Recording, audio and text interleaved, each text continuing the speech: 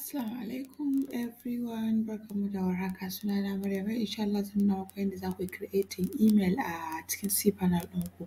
Watakan email wanda ya haɗa da sunan domain name ɗinku ko kuma in ce website ɗinku, maimakon a ce email ɗinka @gmail.com sai a ce misali info@yoursite.com ko kuma at yoursite.com.ng.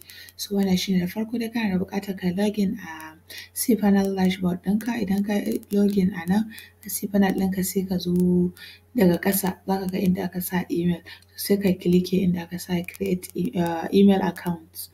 Idan ka yi clicking email account sai ka jira ya yi loading.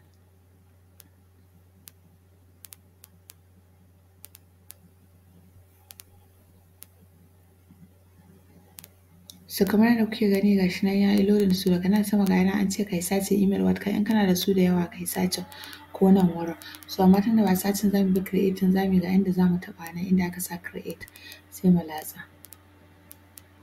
Idan mun latsa daga nan za mu zo mu sa sunan email ɗin namu, misali info@oursite.com. To sai in sa info sai in bar site.com ga shi nan kamar yadda kuke gani. Nan inda aka sa password wannan za ka latsa ka yi clicking inda aka sa generate password ɗin nan shi za ka latsa.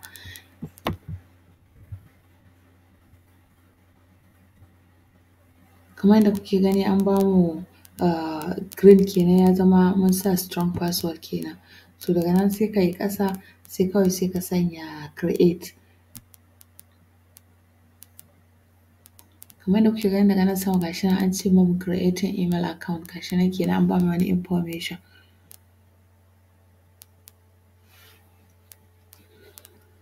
So za mu jira har ya gama creating, kuma kun ga nan ƙasa ga shi nan yana loading inda muka latsa create ɗin nan.